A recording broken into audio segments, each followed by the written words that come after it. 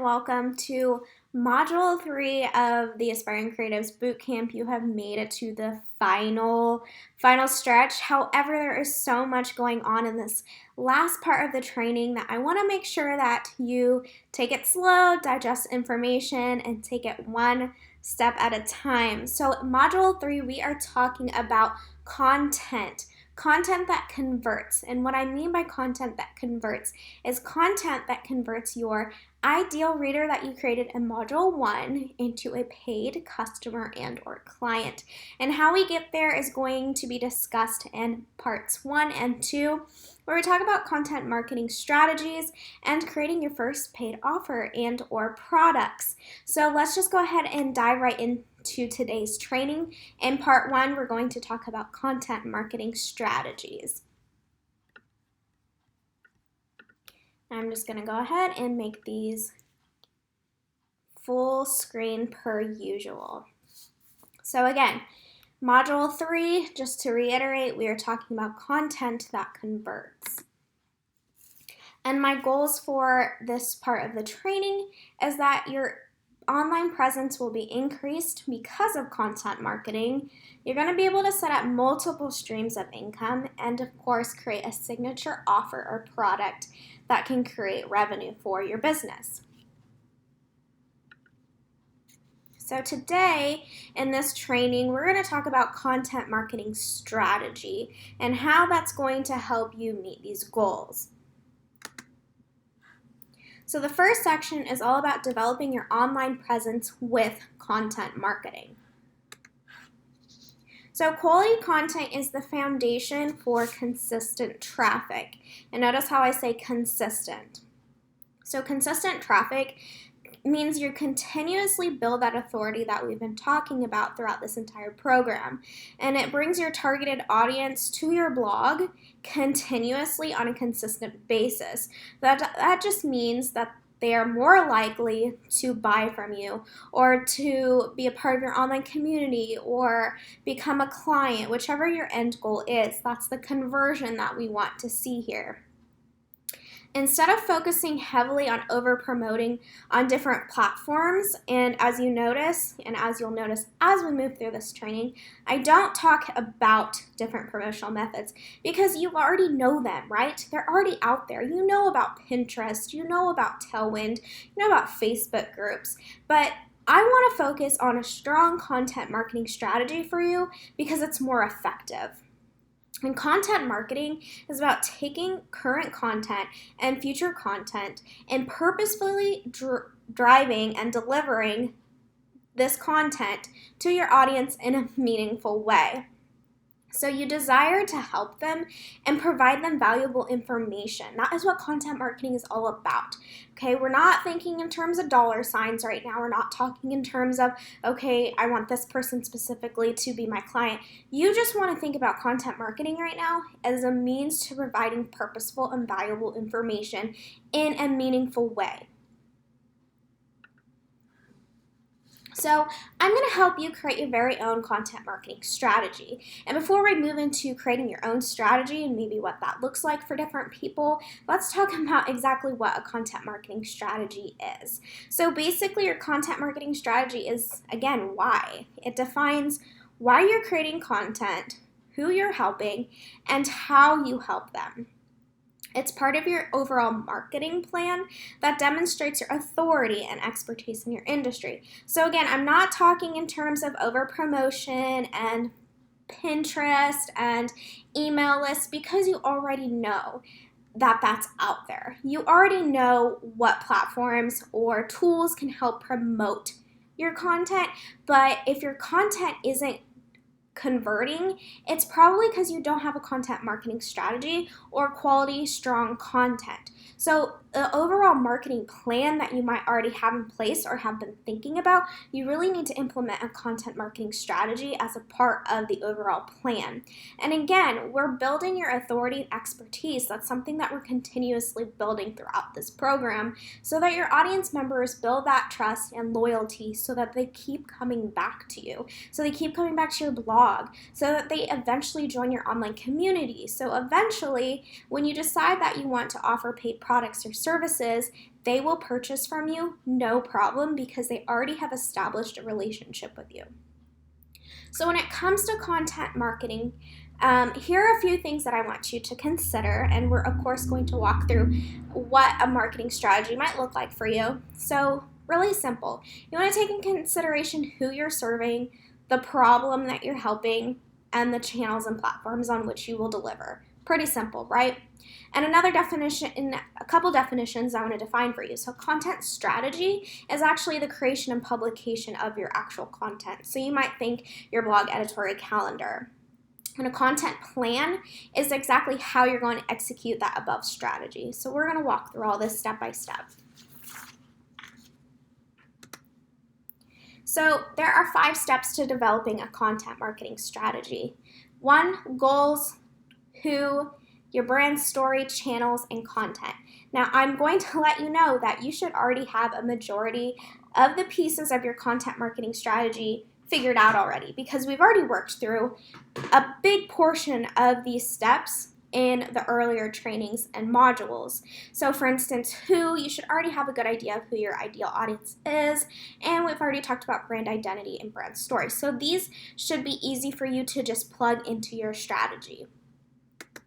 So let's break down each step and kind of work through them together. And then again, a lot of this you should probably already have figured out. So it's just a matter of executing it, right? So the first step is, of course, in anything, I think, and I believe that you need to define your goals and your intentions. So how are you going to measure your success? Let's measure our success with key performance indicators. And all that means is how we're going to measure our success in terms of like a milestone. So for example, for me, I might measure my success by getting 100 new email subscribers per month, or 50 new, let's say, followers per month on Instagram. Okay, so this is where that numbers and data I talked about, that's how I haven't talked about numbers and data. This is where you get to decide what numbers are going to work for you. So just because I want to make $1,000 per week, maybe you want to make more, or maybe you want to make less, or maybe you don't even want to make that much money. So I want you to think about how you're going to measure your success based off of your content. So say you sit there and you're publishing blog posts, and right now, you're kind of struggling with traffic and audience. So I want you to create a key performance indicator that you can measure your success of your content. So if you're struggling with page views, give yourself an attainable number to work towards. So the part of this strategy, I'm going to ask you to audit your current content and analyze it. So based off of whichever page views you currently are experiencing, maybe adjust that number so you can hit an attainable goal. So before we even dive into creating your own strategy, remember that we always want to start out with defining attainable, achievable, but big goals for ourselves. So of course, this one should be relatively easy, except I'm adding in an extra step here for you to complete in your inspired action exercise. So of course, who are you serving? And I continuously ask this question of you, but it's so important that we keep serving this person and emphasizing their needs and their struggles and how you can serve them and give them a transformation.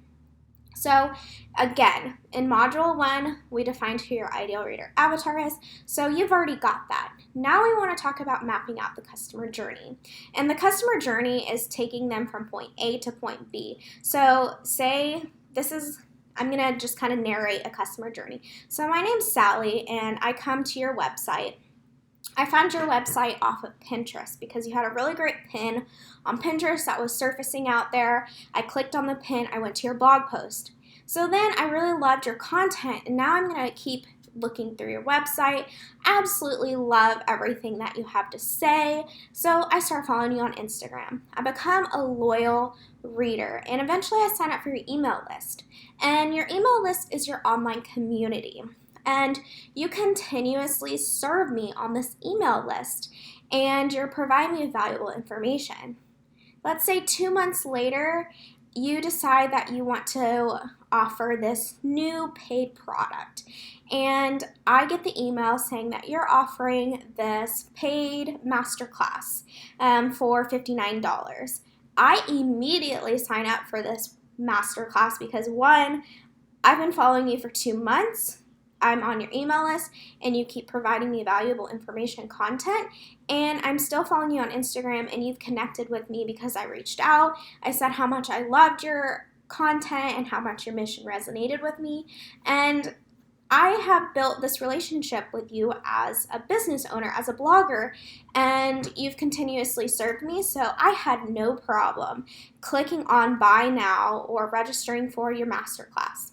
Okay, so that's just like an example of, a customer journey where I started out from finding you to how I ended up purchasing your paid product or offer, whichever it is. So you want to map out what your customer journey looks like for your ideal reader avatar. It's going to be different for everyone, of course, but basically you just want to walk through each step and create this offer for them, this journey that you want to walk them through. Okay, a lot of people need to be told what to do because sometimes they don't know what to do. So you need to help walk them through this journey, okay?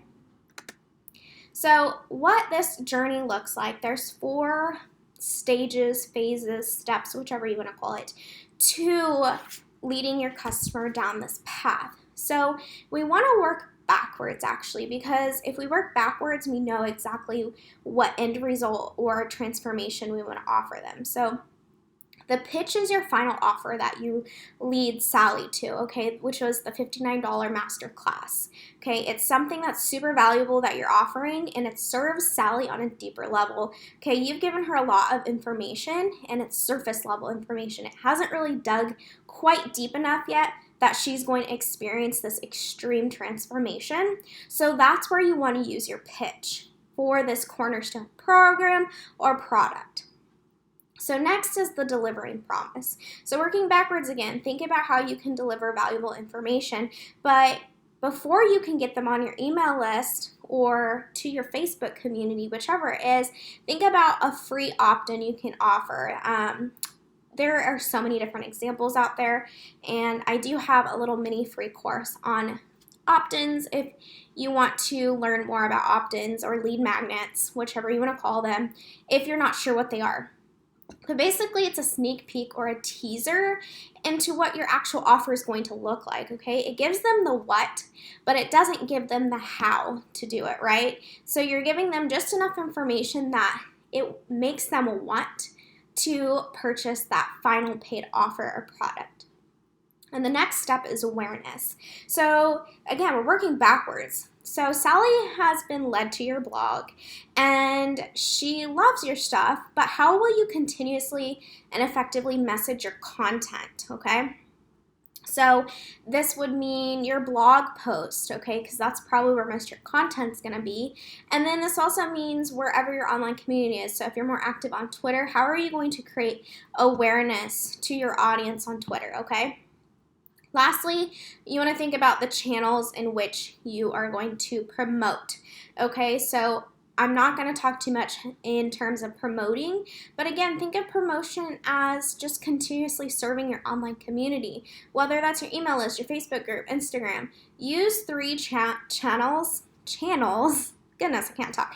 Use 3 channels that's going to lead them towards your blog, okay? So you might use Pinterest, an email list, and Facebook group, or Twitter, an email list, and Pinterest.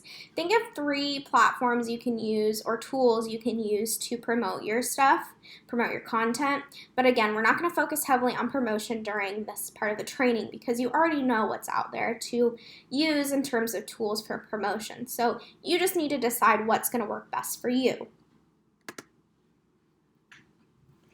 And another part of this second step of your content strategy is to analyze your current content. So I want you to head over to Google Analytics. You should already have that set up for your SEO. And head to Instagram or Twitter, and there are different tools you can use, especially if you're using Instagram Business profile. You should, because you can analyze your analytics from there. It will tell you what days people are most often interacting with your content, and then their demographics. So it's just like Google Analytics, but for Instagram. So I want you to do a little analysis of your current content to see what has been working best and what maybe isn't working best. So what I mean by that is what's working best in terms of what days you're posting, what times you're posting, and see how you can readjust and re-strategize so that it's more aligned with who your readers are and how often they're actually on these platforms. Are they reading their blog post on a laptop? Are they reading them on their mobile device? So these are the kinds of things you want to analyze for current content so that you can create a strategy based off of what isn't working or what is working best for you right now. All right, so the next step is your brand story, and these are the ideas and messages that you can use to communicate and demonstrate how you're different from the competition. So I'm not going to talk too heavily about this because we talked about this in, I think, part 2 of module 1, creating your brand identity and creating brand copy and brand messaging. So this is work that should already be done. So the next step would be channels. And again, think about your online community as a channel. So I've been having you work towards creating this online community. And a majority of your content should already be published on your blog, or that's where a majority of your content's going to be, right? But what other channel can you use to create messaging? Are these like mini blog posts to put your brand messaging out there and create awareness? Again, this can be your email list, Facebook group, Instagram, or Twitter. Lastly, we want to map out your content, okay? So this is just as simple as it sounds. So creating content seems so overwhelming for a lot of bloggers because you try to create a consistent schedule based off of what works for you, and then you probably get really overwhelmed because you feel like you need to be posting every week. That's usually the norm, but if it's not, aiding your business, and what I mean by that is like maybe it's not generating any revenue or increasing your blog traffic, then adjust and start posting twice a month. I mean, you don't have to follow any certain rules or norms here. I want you to figure out what's going to work best for you and play around with it, okay? Ask your audience. See what works best for you because there's no one way to create content consistently or post consistently. Just always remind yourself to post quality blog posts versus, quantity. So when you map out your content, you want to do 2 things. You want to create a blog workflow. And in the resource vault of this program, you guys will see that there is a tutorial on Asana, which is a project management system where you can create workflows. So a workflow is basically a way to create different steps to meet a certain goal. So a blog workflow, really basic one, would probably look like researching, drafting your outline, adding images, publishing, and then promoting. That's pretty simple. But everyone kind of goes about creating blog posts and content in a different way. So just figure out what works best for you and create a blog workflow that works for your business. And then, of course, next you want to create a blog content calendar. So think of an editorial calendar. Okay? So think of maybe you want to post 2 times a month.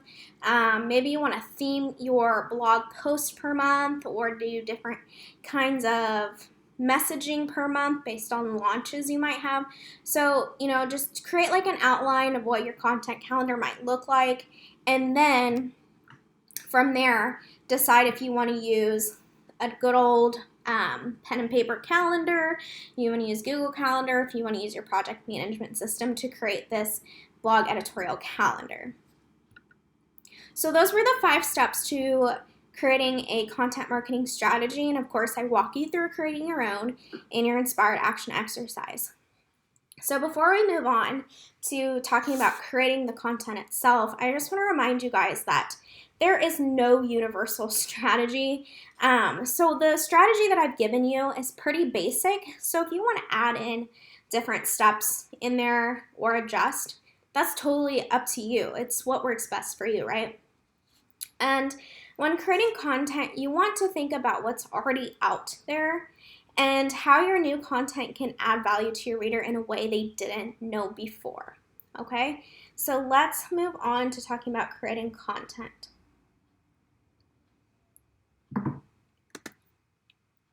Okay, so I just want to remind you before we move on, you don't have to be an expert. And I continuously want to remind you of this because we're all on a journey and we're always learning. So I just want you to stay consistent with where you're currently at and to continue to learn and to document your journey and take your readers on this journey with you. So here are qualities of quote-unquote viral content. Viral content is just content that you get so much interaction on, that increases your page views, that allows you to build your email list or your community. So these are just normal qualities, optimize SEO, search engine optimization. It solves a problem, it's actionable, it has quality headlines, it drives an audience to your online community, okay? You know what you need in your content to drive traffic and generate traffic, right? So you already know your reader, so you should already have a good idea of how you can give them actionable content and solve a problem. I would say those are two important qualities that you need to have in your content for it to convert. Solving a problem and actionable. So always include a call to action in your blog post that tells your readers what to do next. So you say you wrote this blog post and it solved a problem for them and they were really able to resonate with it, but you just kind of left them hanging. You didn't tell them what step to take or what to do after reading the blog post. Sometimes people just need to be told what to do, like I said earlier, so always include some sort of action that they can take. So for me, a lot of the times personally in my blog posts, I always tell my readers to either save the pin for later or to sign up for my 3-step framework or to sign up for a paid offer. Okay, I tell them what I want them to do and what step to take next. So the last thing I want to discuss in terms of creating content marketing, is storytelling.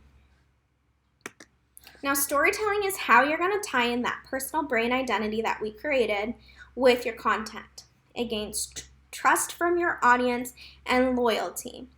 And you want to focus on connecting with your audience member. So storytelling is all about emotion, right? We're telling stories. People are curious in nature, and using stories to paint a picture is going to reflect emotions and allow readers to feel that human touch behind a brand or a business. And it's really just going to help you stand out from your community. So in the content marketing strategy that we've determined, we first determined a goal, right? If you're offering services or paid offers, and that's maybe your goal to generate revenue, you want to think instead, shift your mind towards building a trusting relationship and connecting with your reader instead of thinking, oh, my goal is just to make money. No, your goal should be to create these relationships, to create trust and loyalty with your reader. So I want you to think past just selling if that was one of your goals for content marketing, and just continuously think about how you're going to develop this relationship to gain their trust and focus on connecting with your audience members. And you can do that by using storytelling. So again, stories add warmth and humanity back into your messaging. It just gives us that personal feeling behind the blog post and the messaging. It helps portray our mission, our vision, and all our beliefs. So it makes it easier for us to pitch in the customer journey because it's more or less just about connecting and helping. It's not about how to make a dollar. So you start paying less attention to the product or service itself that you're offering and more towards how you can help your customer or reader. So then naturally the selling comes easily to you. You don't have to worry about selling techniques or selling strategies because all along you've been focusing on creating really great content that truly serves in a purposeful way, and you use storytelling to stand out. So you really want to translate your marketing and brand messaging into a narrative. Touch upon human emotion, okay? We all react to stories we can relate with, right? So I want you to emphasize this especially in your blog posts in terms of content, but I also want you to think outside the box in terms of imagery and maybe doing interactive things like getting on Instagram stories and really just showing who you are behind your brand and emphasizing the story that you're sharing with everyone. So your content marketing should focus on developing stories that your audience can resonate with, and the more compelling your content using storytelling, the more likely your execution of the content marketing strategy will convert. So now that we've talked a lot about content marketing and strategy, let me walk you through the inspired action exercise before I let you go. So here's just some questions I ask you per usual, and then I'm going to walk you through developing your own content marketing strategy. So again, developing your goals, reiterating who your reader is. I walk you through the customer journey roadmap, and you're going to map out your own customer journey below. I'm going to have you audit your current content and analyze it. And then, of course, you want to reiterate your brand story. And I know it might seem redundant to do this when we already did this in part 1, or module 1, I'm sorry. But again, you want to keep creating your messaging and rewriting it and telling it and saying it out loud so that it sticks and you're confident in your brand identity. Again, you're going to determine your online community through platforms and channels, and then I'm going to have you map out your content and create a blog content calendar. Okay, so I want you to take as much time as you need towards this inspired action exercise. It seems like it might not be a lot of work, but I really want you to determine what's going to work best for you and create a really strong strategy to work off of. So when it comes to the last part of this training, when it comes to creating paid offers and services, you have a very strong content strategy that you can use to promote your business in a non-salesy way. So I am going to sign off, and I will see you in the next and last part of this program's training.